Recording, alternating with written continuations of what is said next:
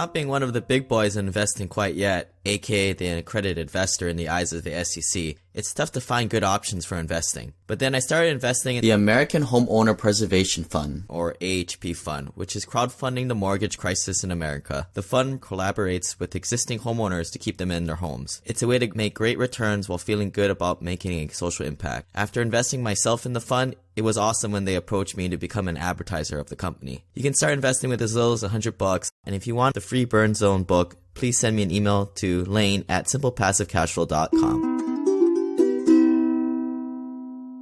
On this week's show, we're going to be discussing overseas trusts, pretty much the bazooka version of asset protection. Now, a lot of you guys have been calling me, and I'm totally fine taking these shorter introduction strategy calls for you guys for signing up for the Hui Do Pipeline Club. Sign up for that at simplepassivecashflow.com/club. But a common question that comes up is, like, I've got a property or two. My net worth is under $500,000. What do I do? I do these LLCs and series LLCs, and all that's fine. But once you get above $1 million net worth, you're going to want something different. And quite frankly, those LLCs and series LLCs ideas, there's a little bit of kiddie stuff, and they work in theory, and they're not entirely foolproof. I think it's fine. I'm not giving any legal advice here, but if your net worth is under $500,000 or even $1 million, honestly, you don't really have much to lose. And oftentimes the best defense for a lawsuit is being broke and them not having too much of a prize to go after. So today's podcast is, again, talking about overseas trust. It's going to be also in webinar version. So if you guys haven't checked out the YouTube version, sign up there and click the bell to subscribe, and you get signed up for a quarterly prize there. But you also get to check out the slides that came along with this recording. So if you guys are interested in implementing the strategy yourself, it is very expensive. And look, if you're not $1 million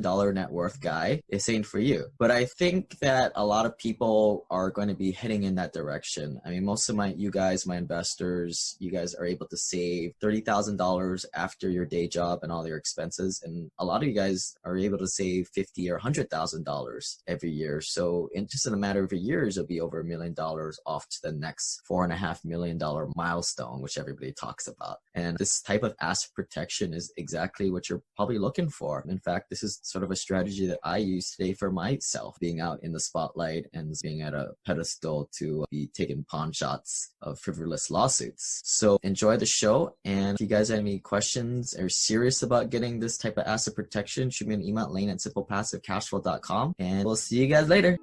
This is a story about a dude named Lane. He moved to the mainland and bought one place to stay, and then one day he went try to rent them out, and then he became one real investor man. Want to introduce Doug and Brian? Why don't you guys say hi and introduce yourselves, and then we'll get kind of rolling. Hey, I'm Brian. Hey, my name is Douglas Lodmell, and I'm the founding and managing partner of Lodmell, and we do nothing but asset protection. So that's all I've done for 20 plus years is help people protect their assets. So I've worked with tons of real estate investors like yourselves, as well as every other imaginable specialty and profession that you can think of. I work with Brian, and together we're going to just talk about asset protection. And Lane asked us to kind of start with LLCs, because that's a big thing. And we do use LLCs. They're very functional in our system. The question is that enough? Can I just use an LLC? So Brian, you want to talk a little bit about that? Yeah, I'll jump into that. And I'm Brian Bradley, and I'm licensed all over the state. And I got into asset protection as a trial lawyer on the litigation side. I look at it as what actually happens in court. And so that's why I like setting up and things that actually aren't maybe protection and is really strong protection, which is what we're going to be talking about today, especially for you investors, or if you're accredited, have that 1 million net worth or a little bit more. This is kind of what we're talking about for you guys. First, thanks for putting this all together, Lane. I appreciate that. Letting us talk to your group. If you want to lead off about what's going on with LLCs, why they're weak, they're a good starting point. But what is it that's wrong with them? What's missing with them? And so, as Doug said, the LLCs are limited liability companies. It's a good entry point to establish some basic form of protection. Doug and I, we both use them. And then as clients grow, the level of protection then grows as you grow. So you need something that grows with you. And it's kind of like the adage, where you start's not where you're going to end up. The same thing with LLCs. As you grow, what's going to happen? You're going to add another LLC, another LLC, another LLC. That's just going to start creating a massive mess. But you also need to understand understand a lot of the pros and cons. There's weaknesses to everything. And generally, I think what most people hear is just the pros about LLCs, but not understand about how they actually function. And so LLCs say it right in their name. They're limited. They don't hide the fact that they have just limited protection, but they're affordable and you're going to get some limited personal liability out of them. A weakness is that its protection, or it's what's called a veil, can be pierced. I'm sure most of you are familiar with this term, piercing the corporate veil. And you have a lot of unfriendly states like California, New York, and a lot of other ones that do not like to honor the limited liability protection, and they're easy to pierce. And then depending on the state and the jurisdiction, you can either have really strong charging orders or horrible ones. And so what a charging order is referring to is how much a creditor can actually collect from you, the member who owns that LLC. And so good state charging orders are going to have the charging order being the sole remedy. Basically, it's saying that a creditor with a judgment against the member, you, the owner, is going to be entitled only to that limited remedy or that charging order. That's it. But LLCs have limitations and drawbacks. You know, states have started differentiating between themselves and just how serious they're going to take asset protection. Like California, they're basically termed non-asset protection friendly states. And same with New York and a lot of other states. So if you're really interested in true protection, it's important to understand what these limitations are and what are some of the solutions around them that we provide. And so as case laws developed over the decades, we're seeing courts completely disregard the charging order only remedy and then directly reach LLC assets. So whatever assets you put into those LLCs that you're thinking you're protecting, courts are just piercing straight through them and then letting those assets be reached by creditors. And this is becoming really common. It's just called piercing the corporate veil. Maybe you can do a little example on this. We all think we're getting tricky here by using these Nevada or Wyoming or Delaware LLCs, but maybe explain how it doesn't really protect you of that charging order protection or how you can pierce that and now your charging order protection. Yeah, Doug will hit that on a deeper level later in the presentation, but a lot of these are created state statutorily for state residents. And so you're having a lot of out-of-state residents using, we'll just use California as an example, using Nevada Asset Protection Trust, or Californians using Delaware or Texas or Nevada LLCs. And the court's just saying, well, your assets are here in California, you're being sued here in California. Why do I care that you created something in another state? The tort laws that are going to be applied in the state where you're being sued anyways. And so they just completely disregard those entities. And that's one of the major weaknesses. And we'll get into a little bit more detail of that in the presentation as we start going through domestic versus offshore. And then I can break down some of the case law with Doug on that just to show, you know, like we're not just making this up. And one thing before I shut up, again, this is for accredited investors and above, and especially if you're in a high risk profession like a doctor, you got a lot of liability. I am personally very terrible at keeping bank accounts and credit cards straight. I think it's a complete waste of time for me to worry about that. So that's why I like something like this. And someone had set up something previously very similar to what this is, but there's a little bit of issues with it. Maybe you guys will go into it, but kind of what I'm doing to kind of protect myself. Again, I'm the general partner in all my deals, so my butt is kind of out there and I'm obviously very public facing. So this is just what I'm doing. It may not be for you, but like how Brian's saying, you'll grow into this as your net worth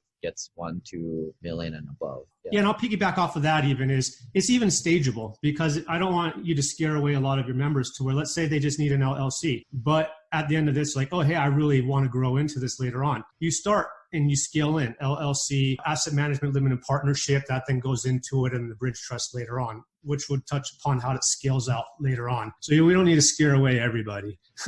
So to get back to the LLC, it's just you have single member LLC exemptions, and that's become a major concern. Some states like California have shown just a consistent propensity to be hell bent on disregarding them, and they're just determined to pierce all of your LLCs. And so the LLC is a good starting point. I don't want to scare people away. It gets property out of your name. You use them. The last thing you want to do is own anything personally. But what's missing is the full strength that you really want, and that we're going to be talking about today. Like the offshore asset protection component to it when you get to that $1 million net worth mark. And so we're going to break this down for you more, and Doug's going to jump in with our slide presentation. I'm just going to interject here and there.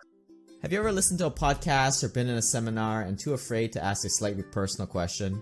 Our mastermind will have an intimate feel where people are going through the program together and at their own pace if needed, in order to foster friendships. When I was learning and paying thousands of dollars for masterminds and mentorships, the network, however hokey pokey as it sounds, was a big part of it. What happens in the mastermind stays in the mastermind. We'll use the bi-weekly webinar sessions to dissect concepts with real-life examples. Hear how someone else might implement something like infinite banking concept on a hot seat session. Our group will attract thought leaders to meet just with our exclusive group. We can get FaceTime and ask individual questions. Why? Because our group will be people who put their money where their mouth is and go out and make things happen, as opposed to your local REI club, which is traditionally just a bunch of tire kickers and some sharks. SimplePassiveCashflow.com/journey to learn more. Okay, great. Well, LLCs are great, and they're definitely the first step. Just like anything, though, they're just limited in their ability to take you all the way. So really the question then is, what do we do after you've got your LLCs? Well, from there, we look at a tool called an asset management limited partnership. You can think of this as a holding company. This is where your LLC goes. So in your current model, if you just have LLCs and you're the member, that's where the breakdown occurs. In this model, you're going to actually have a holding company that's the member. So it's going to hold your LLC interest, whether you own 100% of the LLC, whether you own 10%, whether you own 1%, it doesn't matter, whatever percentage you own. It can hold other companies, it can hold stock, cash, any kind of securitized asset. And here we get a choice, because Brian made a really good point. If you have real estate in California and you create a Nevada LLC thinking, oh, I'm going to get all this great Nevada protection, and then you put California real estate in it, we can absolutely tell you for sure a California court is not going to apply Nevada law because it's holding California real estate. This changes, though, when we use a holding company, because the holding company is not in California doing business. It's whatever state we put it in. We use Arizona. Arizona has great charging order protection. It's statutorily the only exclusive remedy in Arizona. So they do not break into limited partnerships and foreclose on the underlying asset. You can include your family member in the holding company. You can include your kids, your spouse, if you have partners that you work with. It's a great way to create a family asset. And if you want, we can actually make this private. You don't need it to be private, but it's easy to make private if you want it to be private. So it's very difficult for someone to look up what you hold. After that, that's when we look at the asset protection trust. And don't worry, I'm going to go back into this in more detail, but at a high level, this is where we are taking the assets and creating the capacity to move them literally out of the country if necessary. And Brian mentioned that this is basically at $1 million worth of net worth in protectable assets, whether it's limited partnership interest, direct real estate that you own, your primary residence, cash, stocks, whatever it is. Once it adds up to $1 million, we start looking at the asset protection trust. It's not limited to any specific type of risk. It just protects the asset. And again, privacy. I really want to talk about the asset protection trust, because this is the thing that there's a lot of misunderstanding, confusion, and misinformation on the internet about. So what is it? Really simply, it's called a self-settled spendthrift trust. All that means is that you creating it for yourself and you're putting spendthrift provisions in it. And what a spendthrift provision is it's a provision that exempts those assets from a creditor. It says, hey, if a creditor is trying to reach these assets, don't give them to them. So there's two ways or two schools of thought in this. You can do an asset protection trust internationally, or you can do it domestically. Let's talk about both. The international option was created first, created in 1984, so over 36 years ago, so a long time. It has statutory non-recognition of any other country's court order or judicial proceeding, which means if you get a judgment against you here in the United States and you take it down to the Cook Islands, it's literally worth nothing down there. You have to start the case all over again. You have to prove your case beyond a reasonable doubt, which,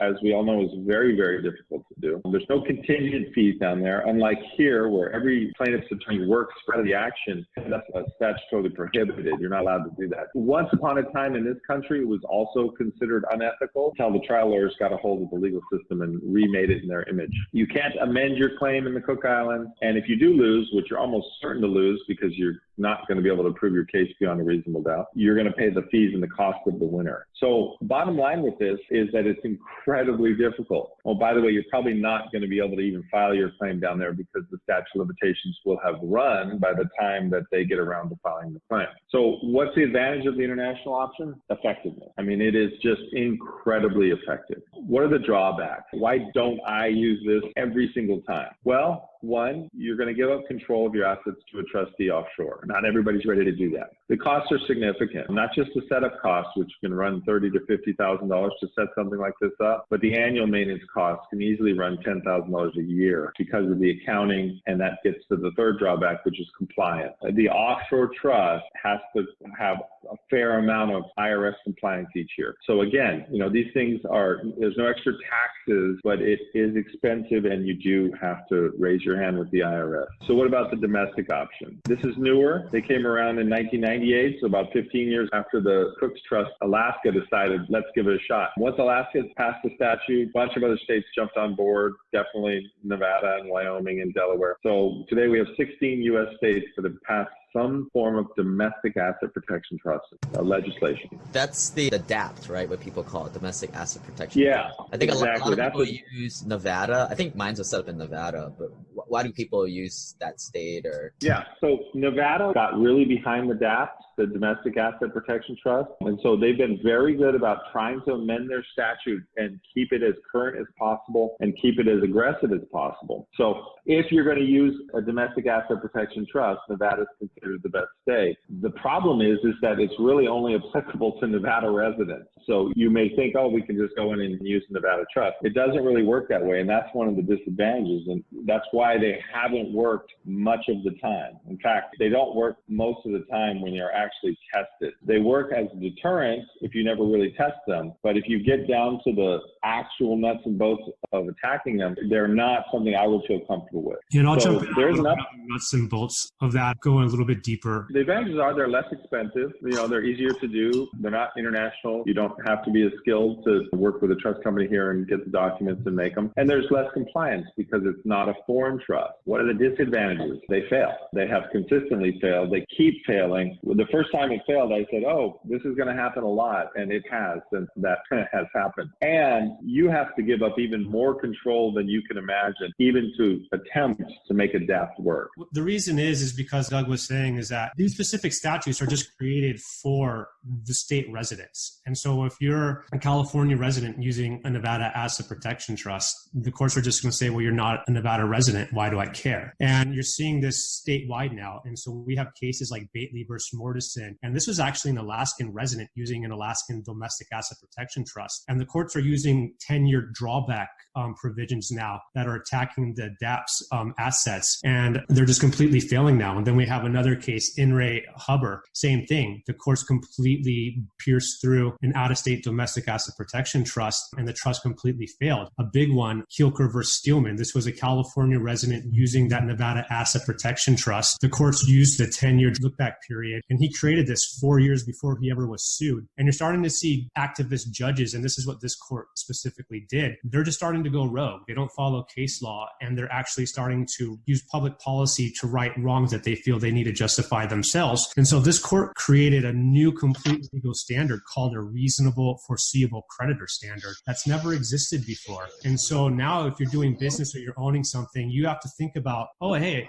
do I have a reasonable foreseeable creditor that's going to possibly reach me down the line, which is an impossibility to consider. And so this is a lot of the weaknesses that we have. And so this is just case law backed. And so I want you guys to just understand this is what we're seeing in the trend continuing. It's just not us talking about something. We do everything strictly case law compliant. Yeah, so it's great that they exist. It's great that 16 states have acknowledged that asset protection is a valuable and legal concept. They just don't work so well. So the question that I asked myself was, I want to be offshore. I want my clients to be offshore, but I know that most of them are probably not going to need to use this. This is a safety net for just in case, and to have maintenance costs of $7,000 or $8,000 or $10,000 a year, and to have to file the IRS compliance every year is a pretty big burden just in case. So my question was, is there a way that I can have offshore protection when I need it, but not have the compliance and the cost until I need it? And the answer is the bridge trust. So it's really a hybrid between domestic and foreign. So it's offshore protection with domestic simplicity. So what it is an offshore trust. It's a full offshore trust, and it's registered offshore, and it has an offshore trustee in a standby role. And then for the purposes of the IRS, it is brought across the bridge and it's domesticated. So from the IRS perspective, it is a U.S. trust. It's a domestic grantor trust, the simplest type of trust to maintain. Because of that, there's no IRS Form 35, 3520A, which are the two compliance forms that have to be done every single year for a foreign trust. You don't have to file a FinCEN or the Foreign Account Tax Compliant Act disclosures. There's no IRS filing report requirements of any kind because it's a domestic grantor trust, just like a revocable living trust. Same type of tax treatment. Your assets can remain in the U.S. with your current banks inside of your holding company, inside of your Arizona Asset Management Limited Partnership. You don't have to have that foreign trustee in an active role. They're there, but they're domestic. I mean, they're standby. They are not actively in control of your assets. You can be your own trustee. And this is probably the point that my clients like the most, is that they're their own trustee of their asset protection trust. And it's completely tax neutral domestic grantor trust. So how to test when we look at the 4 things we want, was it effective? Yeah, it's completely effective because if we ever use it, we declare an event of duress, the assets cross the bridge, the U.S. jurisdiction is dropped completely, and it becomes a fully foreign trust, a Cook Islands trust with all the protections of the Cook Islands. So it is completely effective. Control, you get to remain in control of the trust unless we get to that point where we have to trigger the trust and cross the bridge. Cost, much more reasonable. It's only a couple of $1,000s a year to maintain this type of trust versus $8,000 to $10,000 a year, and less to set up. And then compliance, there's none. There's no IRS forms of any kind unless or until we have to cross the bridge. That's when we're going to have some compliance. But at that point, I can tell you, if you've got a serious enough threat where we need to be in a foreign trust, you are going to be happy at that point to pay the compliance and file the forms and do all the things, because then we're using the protection. Is this trust irrevocable or revocable? Yeah, great question, Lane. So it is irrevocable. Now, let me explain what that means. When you make something irrevocable, you cannot revoke it. Revoke means just completely say, okay, it's no longer in existence. What irrevocable does not mean is unchangeable. It is actually, this trust is extremely flexible. So it can be amended, it can be modified, the assets can be distributed from it completely. So the effect can be as good as revoking if we need to. So if I have clients that have had this trust for over 20 years, they retire, or their asset profile goes down, they give all their assets to their kids, they're doing some pre-Medicaid planning, whatever it is, and they say, Doug, I don't need the trust anymore. It's no longer, I'm not at that stage of life. Can we get rid of it? And the answer is yeah, we can absolutely get rid of it. We can distribute the assets out of it. Once it's empty, it can be dissolved administratively. It can't be revoked, but it does not mean it's not changeable. If it weren't revocable, Lane, if it was a revocable trust, if it weren't irrevocable, then we have a real problem from an asset tax standpoint, because then a court can just command you to revoke trust in the trust. You said an important word there, duress. So correct me if I'm wrong, because I'm not the lawyer here, you guys are, but say I get sued. At that point, I'm in duress. So we're going to take this trust international and I don't own it. So I'm kind of arm's length. Maybe you can kind of talk about how irrevocable thing kind of protects me, that I'm not the one controlling, or it won't pay out to me to pay out to my creditors. Right. So irrevocable means you don't have the power to revoke the trust. Once the protector, which is a role inside the trust, person or company that is assigned the job of an event of duress. And duress is a discretionary declaration by the protector that they feel that the assets are at risk. So we'll serve as the protector. In a typical case, client would call up and say, I'm being sued, looks bad, the attorney doesn't think it's going to turn out well, feeling very comfortable. At the time we'd say, okay, let's declare an event of duress. We declare that event. That causes that standby trustee to become the active trustee of the trust. And then they do a couple of things. One, they remove the client as a trustee. So the client is not doing this. He's being removed per the terms of the trust. Two, they decide to drop the U.S. jurisdiction of the trust, so they are no longer considered a U.S. trust. Now it's a fully foreign trust. And then three, they're probably going to demand the assets be distributed from the limited partnership, which they have the power to do under the Arizona statute, which is another reason we use Arizona, and take steps to place those assets away from the U.S. court altogether. So once that happens, if you end up in front of a judge and they say, hey, Lane, we just saw a whole bunch bunch of money. We think you have it. We think it's your money and you got a judgment against you. We want you to get it back. You won't actually have the power to get it back because you are now just a discretionary beneficiary and you're at the mercy of the offshore trustee as to whether you can get your money back. And the terms of the trust clarify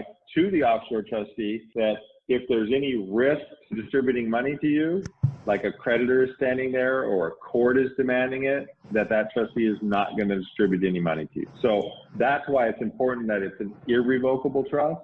It is still part of your estate though. This is still your asset. So a lot of times when people think about irrevocable trust, they think about trusts where they're not a beneficiary, where they are completely have given their assets away. This is different. It's an irrevocable trust in which you are still the beneficiary of the trust. Yeah, and I think it brings up an important teaching lesson here. The goal is to control everything but own nothing for liability. Right. You got your assets in your home as home equity or paid off homes, you're like a sitting duck because everybody knows where all your stuff is at. Yeah. Let me piggyback off of what Doug was saying with that is one, all of what Doug just said is backed by what's called the U.S. First Grant case. And this is where this wife's husband died on her and they had money overseas in an offshore account, Cook Islands. And they, the husband died stiffing the IRS for I think it was like $36 million.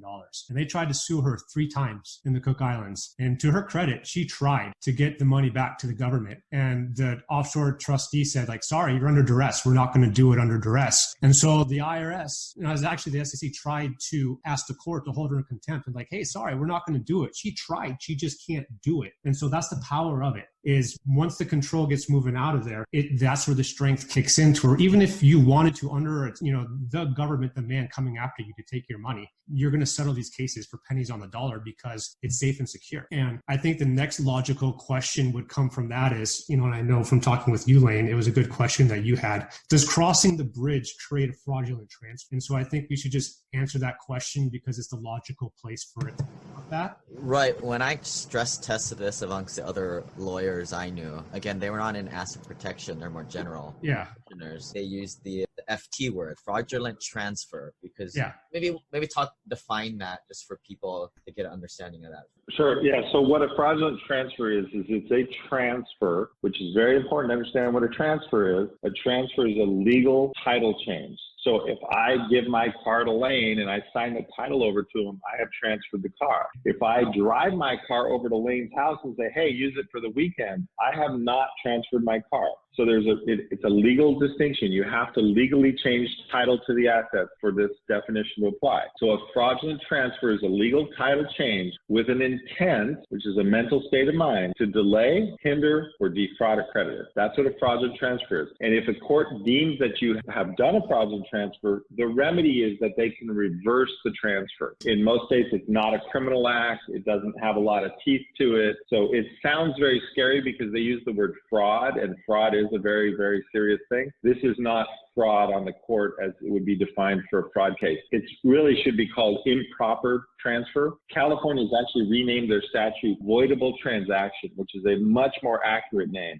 It's actually just a voidable transaction. If the court deems that you have transferred the property with an intent to delay, hinder, or defraud a creditor, they can void the transfer and bring the asset back. Yeah. And so how this applies to crossing the bridge. So a conveyance happens when you actually change ownerships of the asset. And so at the point, if and when you ever would have to cross that bridge, most clients never do. So that's a good thing. There's not a change in ownership because the bridge trust it already owns the assets right from when we created it. You already have the foreign offshore asset protection trust and the domestic. It's all one. It's just called the bridge trust. And so when you cross the bridge, there's no conveyance whatsoever. All that conveyance happened right in the beginning into the bridge trust. Right. And so that's one of the reasons why it's so important to do this planning before you have a problem. Because if we do it today and we set this up in 2019 and we make all the transfers, that's when the transfers are going to occur. So your LLC interests are going to go into the Asset Management Limited Partnership, which in turn is owned by the Bridge Trust. So the Bridge Trust is getting all the transfers in 2019 when you don't have a problem. Then in 2025,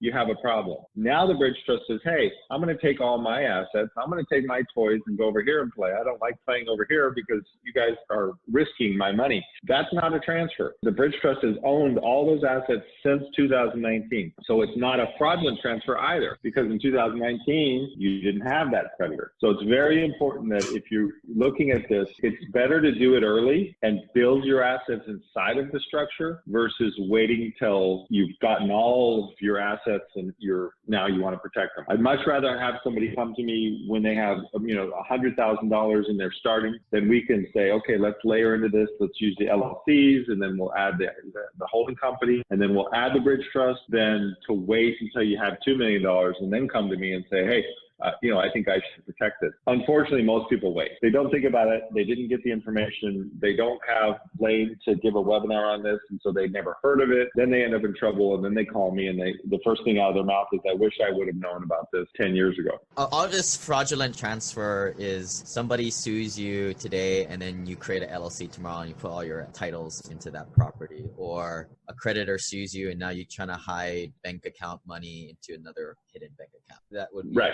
Yeah. Obvious example of a fraudulent. That's a good breakdown. Explanation that you guys just gave. Why is it not a fraudulent transfer? You guys have to think for yourselves. Me personally, I'm kind of coming around to the idea. Yeah, it's an important distinction. Now, here's the other thing on this point is once we've crossed the bridge, the court here doesn't have any power to void the transaction. They might say, well, you know what? We deem that a fraudulent transfer. We don't care. We're going to make up a new rule. We're going to deem it a fraudulent transfer anyway because we're trying to get a result. Well, that's fine, but the Cook Islands is not going to recognize that from a U.S. court. So even if the court here did deem a transfer that is not fraudulent transfer by definition, but they did it anyway. As Brian said, they make up their own rules all the time. Even if they did, they won't actually have any power to get the money back from the Cook Islands. This leaves you in the driver's seat. Very important concept of asset protection. It's not about telling everybody to go pound sand. It's about putting yourself in a position where you can negotiate and you have leverage. It's all about leverage. This is the whole deal. We want our clients with the leverage so that if you do get into a scrape and you do need to make a deal, it's a deal on your terms, not on their terms. If your assets are all sitting and available, then you're going to feel much more vulnerable. You're going to cut a much worse deal to avoid going to trial. Whereas if your assets are all protected, you're going to cut a much better deal, or you're going to say, go to trial, go ahead. Even if you can win, you're not going to collect against me. I have seen this work so many times. It is so effective. I just wish everybody would realize the power of that, because that's what this is all about. It works because law firms are businesses. The first thing I always had to do was assess, am I going to make my profit off of this, and my cost? And so I always had to understand what assets were there, what assets were available and not leveraged. Where's the money coming from? How much is the case going to cost? And if I don't make a profit, my doors are going to close very, very soon. So people need to forget about the business end of law firms also. This attacks the business end of it. Yeah, we take away the incentive. What Doug is saying, most court cases, it'll be a settlement, right? What is it, 99% or something like that? I personally like the attitude of go pound sand, guys. If you guys want to sue me, first of all, you're going to have to find the lawyer that's licensed in the Cook Islands. I don't know if he's going to have to fly his butt out there, but he's definitely going to have to work off no retainer, right? Which is kind of what Brian talked about. Yeah, I use the go pound sand a lot. Well, I like to prepare everybody that it's about negotiation. There are definitely times where we tell them to go pound sand, because that's the best possible negotiation tactic we can do. I mean, we absolutely use it all the time. And it works. I mean, it's just that strong. Yeah. And I think one of the, it's not really about anonymity at this point, because it's strong. And so if you are being sued, you're like, here's my bridge trust, here's my offshore Cook Islands account. If this were to get a judgment against me, you're not going to collect anything. Penny on the dollar. Goodbye. So let me put it all together. So I'm very visual. I like to see how things kind of work in a graph. So here's the Asset Management Limited Partnership. Put that in the center because that's your holding company. We also then add to it your LLCs. I make little houses out of the LLCs because they hold houses, they can hold boats, they can hold airplanes, any kind of asset that you value or that has enough risk that we want to isolate it. And then you have the bridge trust, and then you have your estate plan, which is typically a revocable living trust. So how does this all fit together? Well, the limited liability companies are going to be owned by the Asset Management Limited Partnership. So they're going to be an asset of the limited partnership. What else goes in the Asset Management Limited Partnership? Your cash, your stocks, your bonds, your collectibles, your Bitcoin, your cryptocurrency. any kind of securitized asset is going to go in there directly. So the end game is that most of your assets are going to be in the asset management limited partnership. So who owns and controls the asset management limited partnership? Well, you control it because you're the general partner, and the bridge trust owns it because it's the limited partner. So you have control and the bridge trust has ownership. This is where we get that fraudulent conveyance concept. The bridge trust already owns all these assets. So if you die, then we have straight up passed through the revocable living trust. All the bridge trust assets actually pass down through the revocable living trust, and they distribute to your estate. You maximize your estate tax exemptions, you avoid probate, and the assets smoothly pass to your heirs. That's the most likely case. Or we have a real threat, at which point the assets get demanded from the bridge trust, and then the bridge trust takes whatever steps it deems prudent, which can include moving those assets actually offshore, physically offshore. That means we have opened up Swiss accounts, moved assets to Switzerland, had the bridge truck go and pick up all your gold. And I have one client, he's got this ridiculous art collection worth several $1 million. And I remember distinctly the day we had a discussion about how we're going to have it all picked up by secure vans and taken to a secure vault in the custody of the trustee, so that if someone came, the sheriff came and wanted to collect all his art, it wouldn't be available. It wouldn't be there for him. And there'd be no way that they could force him to bring it back. So that's the concept. This was a really high level presentation. The best thing that Brian and I can do for you is really to individually talk to you about your specific situation. So I really would encourage you to call us. Usually there's a charge for an analysis, but for Lane and his group, there is none. So we will talk to you at no charge and help you understand if you want to just have a conversation about your specific assets, your situation, your risk, because everybody's different. This is just a very generic, high-level approach to it. So I hope that was helpful, and definitely questions we'd be happy to answer. I got a couple. I'm just cruising through some of the chat. So Mark Perry asked, what if the majority of your assets are held in retirement accounts at the present time? Is this a type of protection that's needed? Great. It's a great question. So, Mark, you're pretty much solid. If you're in a ERISA-type qualified retirement plan, you already have asset protection because, believe it or not, the U.S. government actually believes in this concept, and they actually don't want to leave people destitute, because guess who gets to support destitute people in retirement? The government. So retirement plans, particularly ERISA qualified plans, but also IRAs to some degree based on your state, are already protected. So you don't have to use this type of planning if your assets are already in a qualified plan. Yeah, I was going to say, like, for the IRA part of it is, it's state dependent. And so some will have great protection, some are going to have completely crappy protection, and they're not going to protect you for IRAs for, it's always going to be a fraudulent or intentional act argument, because that's an exemption for those protections from that. And then another one, what is the source of the risk that you think is the concern here? And I think one of the main concerns here is people don't know where they're going to get sued from. It's the negligent things that come and bite you in the butt at the end of the day. A lot of times you loan out your car, the person is drinking and driving and T-bone somebody. You own a rental property and there's a fire. Or one of the renters holds a party and they get drunk. Someone gets drunk and kills somebody, drinking and driving. You own a business. There's a lot of liability in owning a business that people don't even think about just from owning the business. You're a medical doctor and you're investing. Real estate investors have some of the highest litigation. It's like, I think, the heaviest litigated area of law that there is. You can get sued from so many ways. And so the more you have, the more, moving parts you have, the more concerned you're going to be about the litigation side of things and just the unknown. Yeah, that's the best answer. You have no idea what you can be sued from. Sometimes just having money is enough to get somebody interested in suing you. So my philosophy is just create as much of a barrier as you can so that you don't become the target. I got a question. So you got your houses, you're putting it in the lock there. You got them in LLCs. What is the lock? Is that an LLC? Is it an S Corp? What is? No, that's the Asset Management Limited Partnership. That's that Arizona holding company that we talked about. Maybe you can talk a little bit about what is the advantages of the Arizona LP? Yeah, so there's a couple of distinct ones. One, Arizona has followed suit with Nevada, Delaware, Wyoming, and made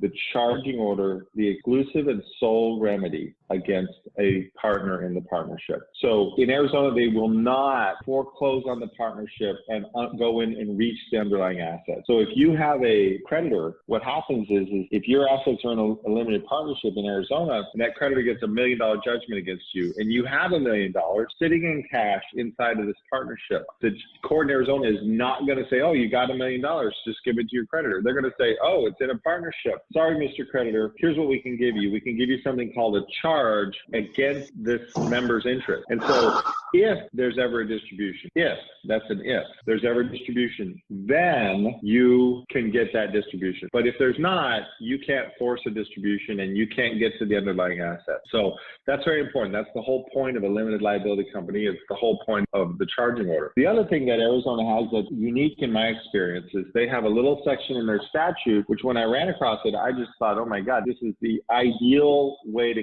connect the bridge trust. It's Arizona 29-333. And what it says is that a limited partner can make a demand for a unilateral withdrawal from the partnership upon the occurrence of a predefined event. And so what we do is we predefine the event as an event of duress. And so when that happens, instead of you as the general partner making the demand or making a distribution to the limited partner, which could be seen as you facilitating a fraudulent transfer, even though it's not a transfer, we have the trust itself make a demand. So it's just a great way when we cross the bridge to actually suck the assets out of the limited partnership. And so the net effect is once we cross the bridge, there's really no more assets in the limited partnership. It's there, but they can go try to attack it. They won't really know what's in it anyway. It kind of acts as a red herring out there for them to try to spend their time and energy when they finally realize that, oh my God, it's been cleaned out and the money's all over in the Cook Islands. So that's why I like Arizona. My office is in Arizona as well. So we can easily manage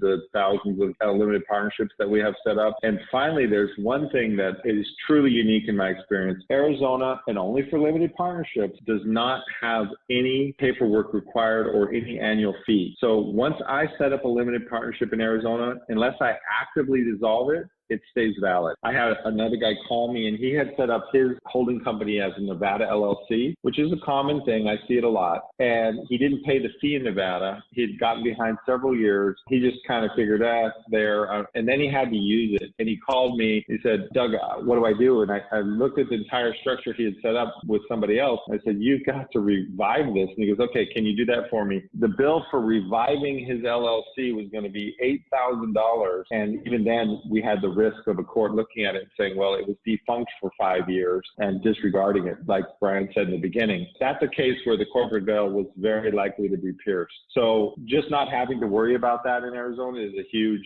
factor for me, because I know my clients are never going to have an inadvertently dissolved holding company because somebody didn't file a form. And so, the big elephant in the room question, what's the cost of this? And so the pricing is fixed. The bridge trust costs $23,000 and then the AMLP costs $6,000. So together that's $29,000. And then you can choose to pay 50% retainer and then the balance when the documents arrive, if you want to go that route. If you pay up front, we generally give a 10% discount. And then another really good question, kind of like on the nuts and bolts of the details of it. This is from Jeff, but all the assets need to be transferred into the AMLP. So the entity is the owner, correct? The AMLP is the majority ownership. That's like where you're going to control the holding zone. What's going to be the owner is the bridge trust, the minority share of the AMLP. Right. The AMLP is going to own the actual assets. It'll own the interest in the LLCs. It'll own the bank accounts, but it in turn is owned. So it's just a subsidiary of the bridge trust. So the ultimate owner, as Brian said, is the bridge trust.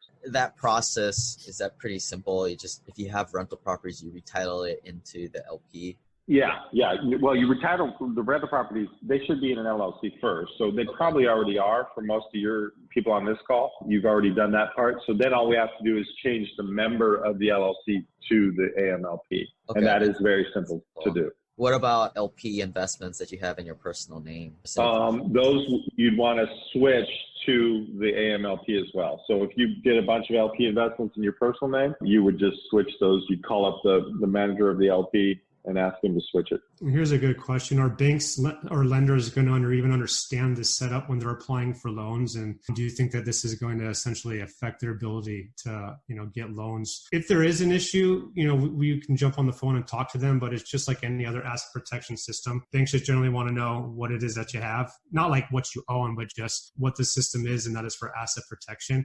It's kind of like having, an LLC with a land trust. You just say, hey, I got an LLC in a land trust for asset protection. I'm like, oh, okay, we get it. Yeah, I mean, here's my experience on that. It is that banks have gotten very sticky, and oftentimes I see clients that have just their home in a revocable living trust, which is the most vanilla thing you could possibly do, and the banks want you to take it out, get the mortgage, and then put it back in. I have tons of real estate people. By and large, this doesn't create any real issues. It's just that we do have to sometimes take extra steps. So if you're used to buying properties with the bank and you buy them in your own name and then you transfer them to the LLC, if that's the way you've been doing it, we're going to tell you to continue that because that's the way. Yeah, I'd say the only issues I've seen is with individuals going to a private lender with a private attorney who doesn't even understand anything about asset protection or LLCs at all. That's the most difficult situation I've run across. Yeah, but generally, my real estate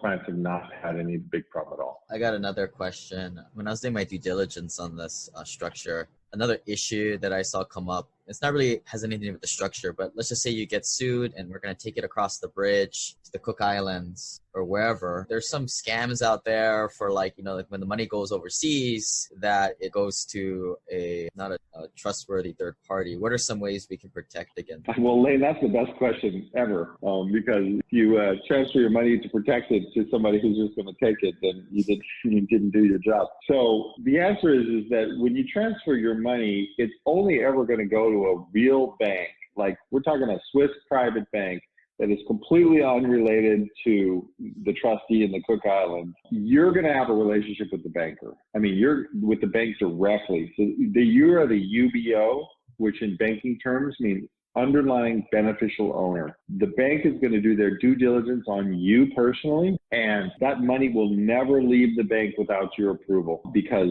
the bank knows that you're the UBO. And even if you're not the legal title holder or even the signer on the account, which you wouldn't be in the case of those offshore trust company in control of it, the bank is never going to let that money out of their sight without your explicit approval. So, unless you're crazy enough to send your money down to somebody's wire instructions that you don't really know who they are, in our model, you're never going to lose sight of your money. I make sure that not me, not the trustee offshore, not anybody do I really, really trust. The only person I really trust with your money is you. I'm going to make sure you are always the one with your eyes on your own money. Yeah, and so when these are drafted properly, there's internal checks and balances that are created within the trust itself. And so like Doug was saying, it involves a trustee and then a trust protector looking over the trustee, and then you, the client, looking over the trust protector. And then at the end of the day, the bank that you choose, and then they have built-in delays and, like client consent requirements before they can even transfer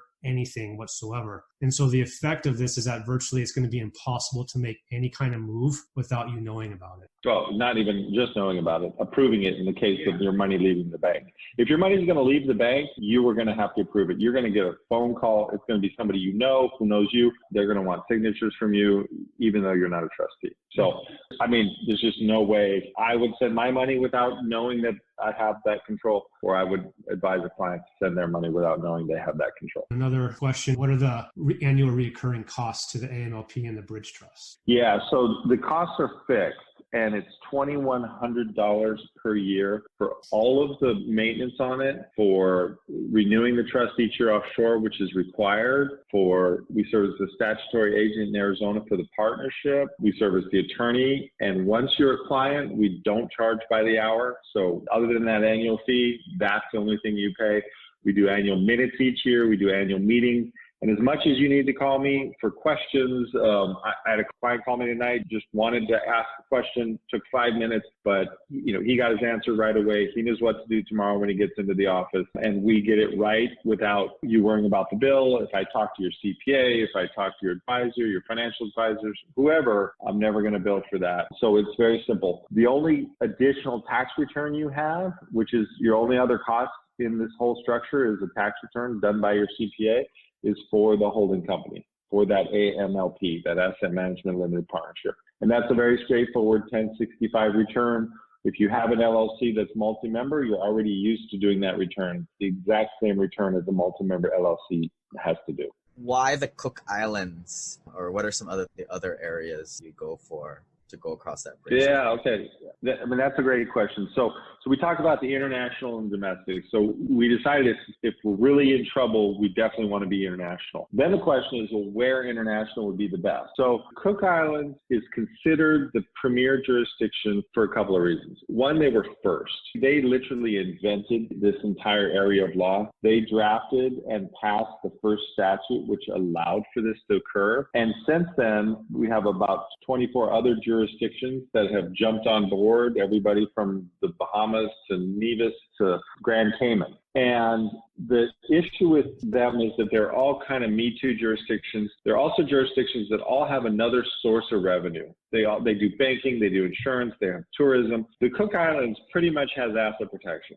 That is its industry. It has developed to become a huge part of their economy. It is extremely important to the Cook Islands. And not only were they first and therefore had almost all of the initial cases come through the Cook Islands, but they have continued to evolve their statute, pass new statute, pass amendments, and improve it to make it better and better. So in my opinion, they're just the best jurisdiction because of their level of experience and the fact that they are very proactive in making sure that this works.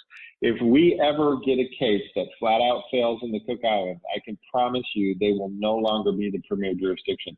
Their incentive to not have that happen is just massive. I like that. I like to be hedged that much with my clients. I want the Cook Islands rooting for my clients as much as I'm rooting for my clients. Yeah, and you can sit there and, through the cases of these being challenged in the Cook Islands, you can say that. But if you go to like Panama, Bahamas, or, these other areas, you can't. You can get a cheaper offshore asset protection trust in the Bahamas, but then what happens when you're sued is, oh shoot, now we got to go create that Cook Islands one because now we actually are under fire and we need one that actually works. And so that's the other caveat of it. I got another question. Before you guys are going to fix my asset protection, I spent like 14 grand setting up this elaborate equity stripping scheme. Can you explain that to the folks what that is and why that doesn't really work? Okay. I mean, my money just didn't go to nothing, did it?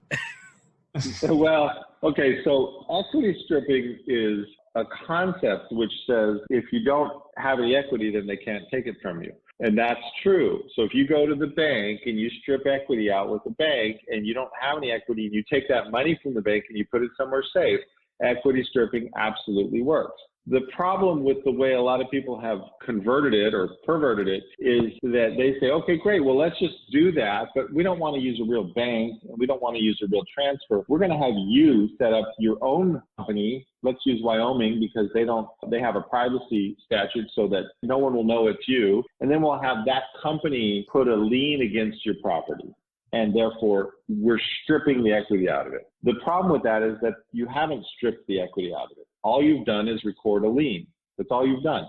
There was no transfer of real cash value for that lien. And when you're sitting in a debtor's exam after you've gotten a judgment against you and they ask you to, under oath, explain who this company is and who you dealt with when you got that loan, and they find out that you actually own that company, then that loan will just evaporate. And so equity stripping done with your own company in another jurisdiction, pretending that it's not you, is at best a little bit of privacy, at best. It's just a little tiny shield of privacy, but that privacy doesn't go very far in a real lawsuit. And Brian can tell you as a litigator that he would shred through that in just about 2 seconds. The nut of it really comes down to you're getting friendly loans. And no matter what judge I ever go to or mediator or arbitration, it doesn't bolster the case. It really looks bad and doesn't pass the smell test. And so because you're using these friendly loans, a judge is just going to say, sorry, that's fraudulent, and we're going down the creek the wrong way. What you want is the system and the structure in place to where if you ever had to go and strip the equity and move it,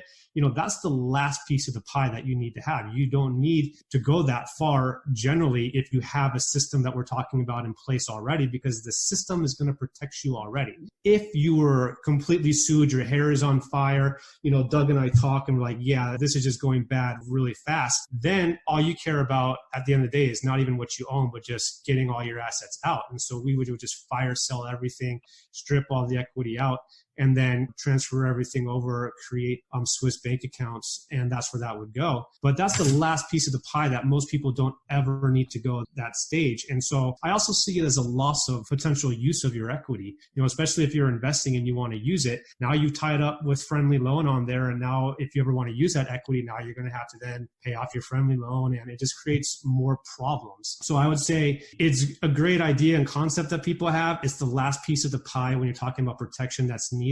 And if you are to ever be challenged, the court is going to look at it and it's just not going to pass the smell test unless you get a fair market value loan. Yeah, absolutely.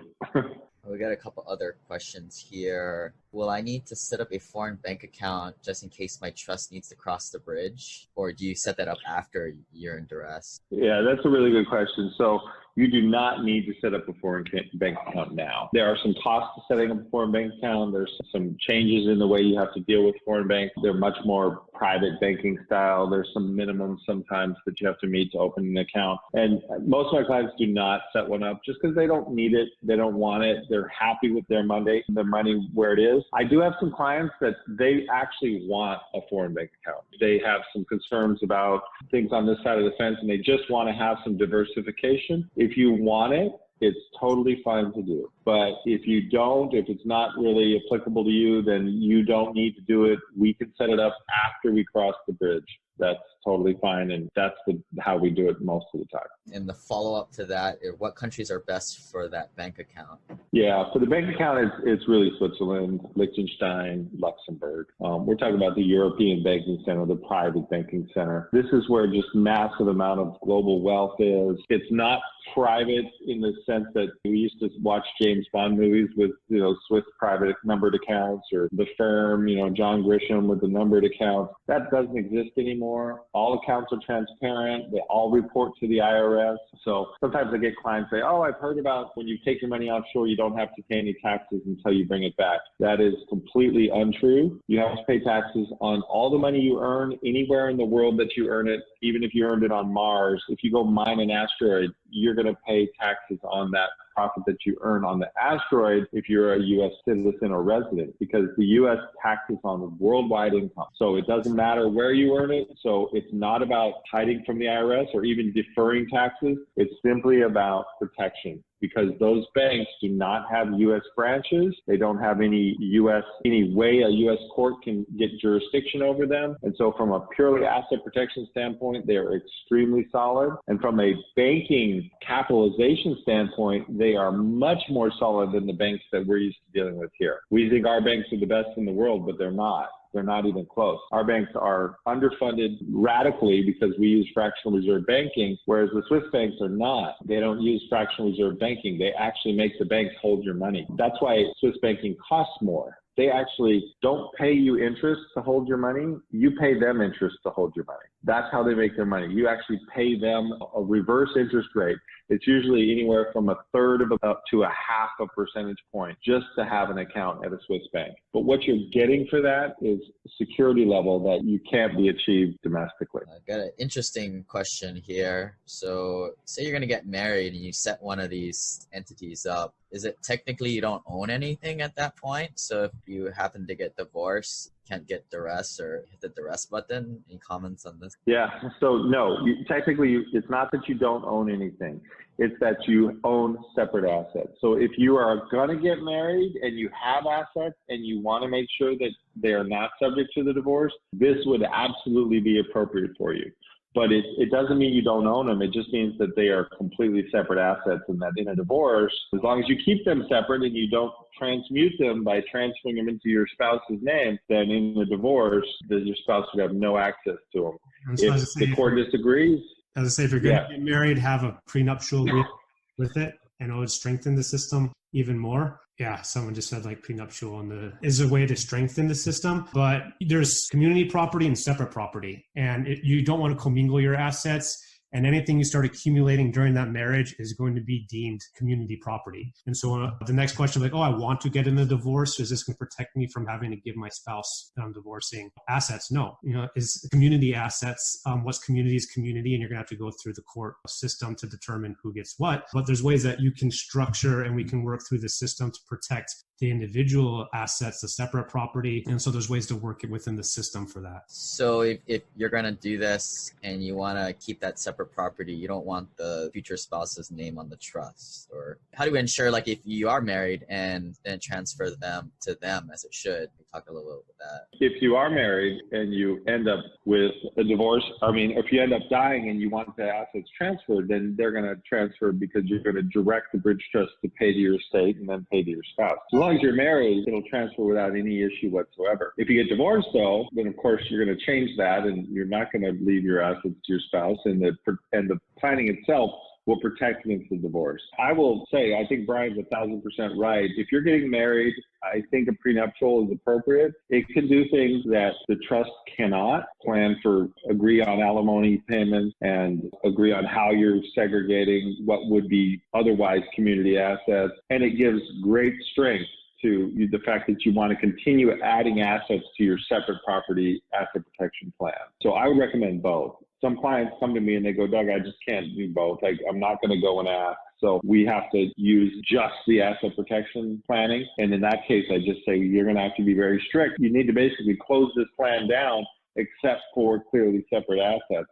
We can work around it. But a prenuptial is definitely, in conjunction with the asset protection structure, is the best option. What's your guys' opinion on the Series LLC? I know we've been having a lot of chatter on that. A lot of California folks are trying to get around the LLC $800 charge. Okay, so Series LLC, it's a great concept. It says, hey, let's create an LLC, one tax ID number, and then we'll create a series so that way you can have the separate protection, but just one tax ID number. I have a client who wasn't a client. He called me. He had a Series LLC. He had 3 properties in series, all in California. Each property was $1 million property. One of the properties had a mold issue, and it was a $5 million claim. It was going to exceed his liability insurance by $4 million. And so he called me because he had thought he was all set. And his attorney told him, hey, your other 2 properties are probably at risk. And so he called me in an absolute panic because he realized that the series was going to fail once it actually got tested. And so we had to do some fancy dancing last second to try to solve that situation. My opinion is, if you care about asset protection and segregating the properties, I would not use a Series LLC. If you don't care about segregating the properties, then a Series LLC is okay, but you need to think of it as just one LLC from a liability standpoint. Even though the entire concept is that it's not one LLC. We don't have enough good case law that has supported that. Definitely not in California. It'd be a waste of a series, because then you just have an LLC. And the issue with it is, I like them, but only if you live in that state that has Series LLC legislation, and if the asset that you own is in a state that has Series LLC legislation. Because if you're in one that doesn't have it, the court system say, we don't care. We don't have a Series LLC. We don't recognize the Series LLC. Wonderful. And that's the problem. They're just not going to recognize it. And we see it over and over again. And then, like you're talking about the California franchise tag, then you have what's called Delaware statutory trusts. But the issue with those now is they're being pierced is domestic. Doesn't have the power of the offshore, and those are being pierced now. And so what you keep seeing is the constant pattern. Purely domestic is not full protection. I think the last one for close it out is, what do you guys suggest for people net worth $500,000? They make a pretty decent salary, $150,000 a year.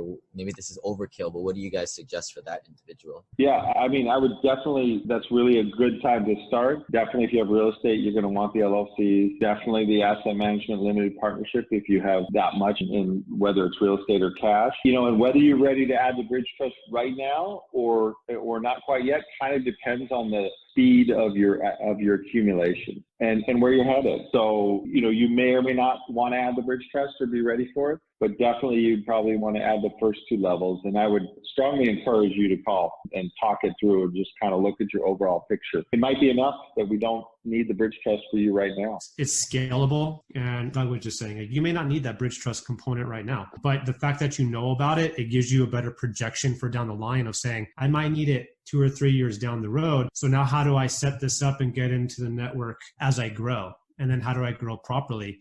And then it's get the properties out of your name, get the LLC. Maybe you need the LLC with the AMLP.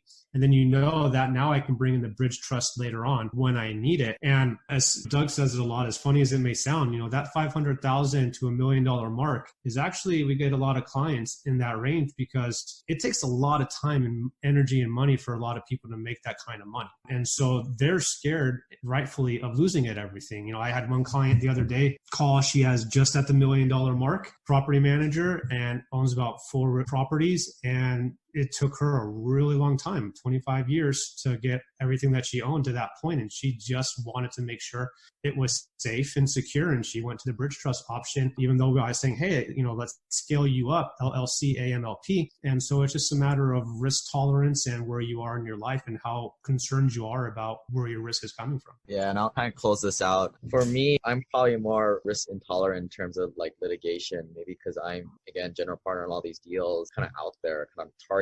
But there's no worse feeling than feeling like somebody can just do a frivolous lawsuit against you. And then, whether they win or not is one thing, but just to tie up your assets and that mental bandwidth going to that individual who's just trolling you. If you had something set up like this, and which is why I'm doing it, you kind of laugh at that situation. You get the pound your sand line you can use, and you're kind of interested in see how it's going to work. It's kind of like taxes, right? If you do everything that you're supposed to be doing and you get audited, you should be, all right, this IRS agent's going to actually learn something from it. Yeah, it's a very empowering mindset. I use that same thing I'm starting to use as a talk is no one's really interested in taxes until you start making money, and then you love taxes. Yeah. You start learning how to make more money, and then like, oh shoot, I need to protect it. And then there's all of this new bubble that you need to start learning about, and then you get obsessed about asset protection. But it's the same thing, with the taxes. I'm running out of stuff to buy, to be honest, for Christmas. And this is kind of exciting to me. This website offers very general information concerning real estate for investment purposes. Every investor situation is unique. Always seek the services of licensed third-party appraisers and inspectors to verify the value and condition of any property you intend to purchase. Use the services of professional title and escrow companies and licensed tax, investment, and or legal advisor before relying on any information contained herein. Information is not guaranteed, as in every investment there is risk. The content found here is just my opinion, and things change, and I reserve the right to change my mind. Above all else, do your own analysis and think for yourself, because in the end, you are the only person who is going to look out for your best interests.